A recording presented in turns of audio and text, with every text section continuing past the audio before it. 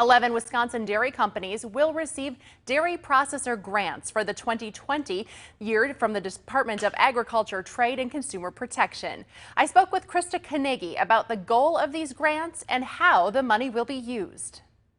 Yeah, so the dairy processor grants are used for dairy processors to help expand their plant, to innovate, learn about new technology, to help provide some training perhaps for staff to learn more about some food safety requirements. And so there's a wide diversity of projects that we get every year. In fact, this year was the highest number of applicants that we've seen.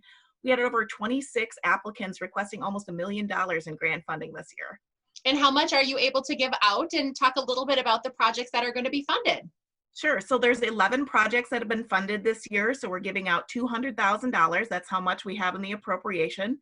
And there's a wide variety of projects. So in the area of your viewers, AgriPure in Luxembourg is got a project that's about fat recovery. So able to take a product which would be disposed of and create some more value from it.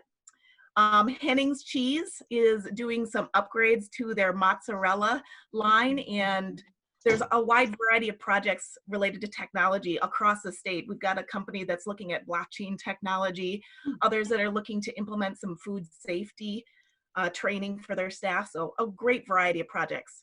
Why is investing in dairy so critical and encouraging to see that these businesses are looking to continue moving forward? Well, as we know, we are the dairy state, and a lot of our economy is driven around dairy. And we have the great luxury of having a lot of wonderful processors in the state, as well as dairy producers. So making sure that we're investing in each part of the supply chain, and this helps with the processors, really helps solidify and strengthen our industry here in the state. Krista, where is this money coming from? It's from an appropriation from the state legislature. So $200,000 was the amount that we have been given this year. And so we're really excited to be able to give that to 11 processors this year.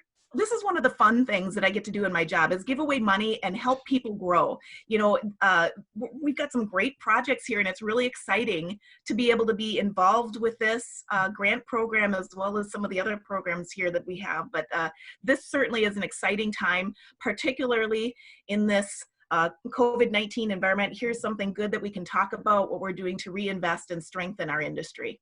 Talk about the pride that all of these producers take in continuing to be such critical parts of the supply chain. Absolutely. You know, dairy is a passion for the people who are involved in the industry.